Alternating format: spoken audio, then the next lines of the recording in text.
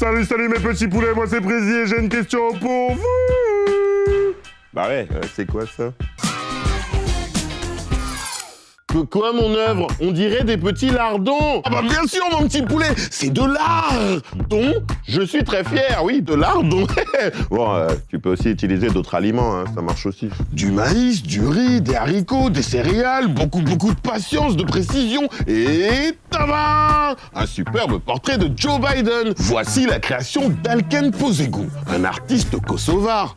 En tout, il a utilisé 120 kilos de graines pour réaliser ce portrait de 3 mètres sur 2 mètres 50. Si cet artiste prend le temps de dessiner Joe Biden, c'est parce qu'il veut le remercier pour son énorme soutien à son pays, le Kosovo. Il est donc très content de voir arriver le nouveau président des États-Unis.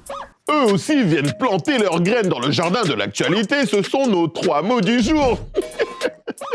3 mots pour une actu aussi belle que de l'art, dont je suis très fier. Pardon.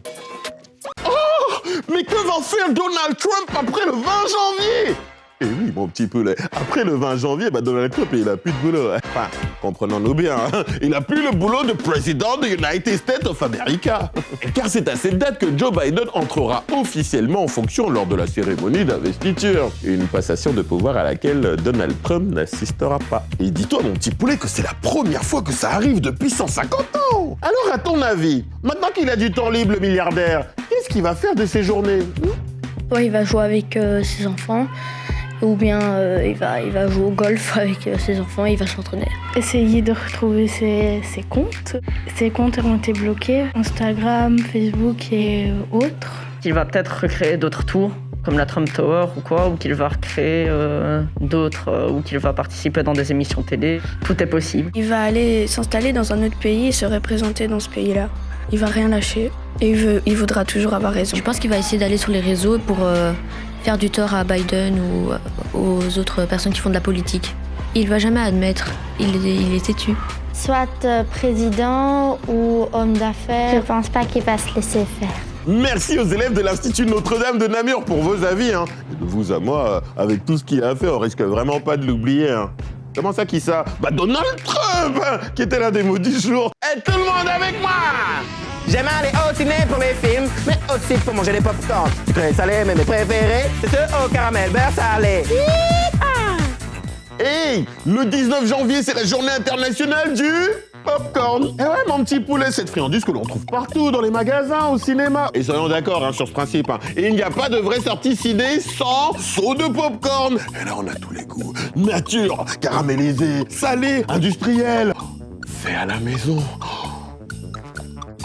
Des grains de maïs bien durs, un peu d'huile, et c'est parti. Ouh, ça pète dans la casserole. L'histoire du popcorn débute en 3600 avant Jésus-Christ au Mexique. La légende raconte que c'est un fermier du nom de Gonzalo Cuadre qui l'aurait découvert un jour de grand soleil. Il avait laissé traîner des grains de maïs au sol.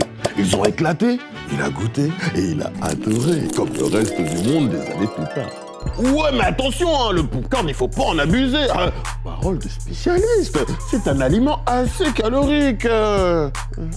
C'est un aliment plaisir, donc c'est un aliment qu'on peut consommer, mais de manière occasionnelle. C'est du maïs soufflé, souvent il y a un ajout de sucre, de sel ou autre, donc ça reste un aliment à consommer pour se faire plaisir, mais il n'est en rien indispensable à l'équilibre alimentaire. Et puis attention au piège. Petite question. Entre ces 3 paquets de popcorn, caramel, sucré, salé, lequel de ces 3 fait le plus grossir? Caramel, Ah bah non. Salé. Pourquoi? Attends, je t'explique. Le sel prenant moins de place que le sucre sur un popcorn, et ben dans un paquet de popcorn au sel, il y a plus de popcorn. Et nous, forcément, on est obligé d'en manger plus, Bah oui, obligé. Justement, les paquets, parlons-en. S'enfiler tout un seau de popcorn au cinéma? C'est-à-dire que c'est pas très recommandé. Comment ça, pourquoi? C'est-à-dire qu'il y a une quantité à pas dépasser, quand même. Plutôt que de manger le seau seul, soit c'est pour toute la famille, soit si c'est une petite quantité, plutôt quand même choisir toujours le petit volume, le petit sachet. Et c'est vrai qu'en consommer 50 à 100 grammes, on prend du coup pas trop de risques pour l'équilibre alimentaire de la semaine. On récapitule, mes petits poulets. Le popcorn, c'est bon. En manger de temps en temps, c'est bon. En quantité raisonnable, c'est bon. Et pourquoi tout ça? Parce que le popcorn est un plaisir et doit le rester. Out!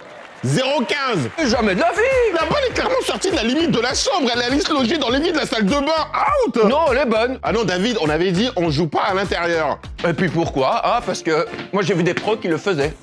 Pour des raisons pratico-pratiques, maintenant on peut. Bah oui, par exemple, à l'Open d'Australie, bah c'est bien dans leur chambre qu'ils s'entraînent, les pros. Pourquoi les pros qui Ça va? Il faut bien l'avouer, hein, ces joueurs et joueuses n'ont pas tellement le choix. Une 70aine d'entre eux ont été placés à l'isolement, en quarantaine dans leur chambre d'hôtel, à cause évidemment du Covid-19. Et donc, c'est là qu'ils improvisent leurs entraînements pour ce prochain grand tournoi qu'est l'Open d'Australie.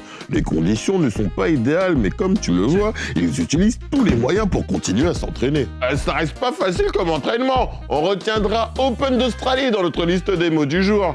Dans le web fun, se demander qui est arrivé le premier entre l'œuf et la poule, c'est comme se demander qui tire l'autre sur le skateboard, le maître ou le chien. J'ai ma petite idée là-dessus, regardez. Mais c'est évidemment le chien qui promène le maître, hein, parce que sinon il fait pipi partout, alors il faut vraiment que je l'emmène le plus loin possible, ah oui. Alors, du côté de la météo, il y aura encore un peu de pluie, hein. Mais après on aura un temps sec avec des éclaircies. Mais je pense que Louis, notre star de la météo du jour, a totalement raison. Hein, quoi? On va pas se faire avoir. On garde toujours le parapluie et la veste à capuche. On rappelle quand même que c'est pas Copacabana, on est en Belgique, hein. Copacabana c'est fort lointain. Oui, oula, je vois que la vidéo vient de se terminer, mais relax. On va discuter d'abord. Est-ce que tu t'es abonné à notre chaîne YouTube? Oui, cette chaîne-là, où t'es là. T'as cliqué? Bah, clique d'abord. Mais comment ça, c'est important? C'est pour nous, mais aussi pour toi, genre win-win. Voilà, là maintenant on est bien. Tu peux continuer à regarder les autres vidéos et franchement, merci.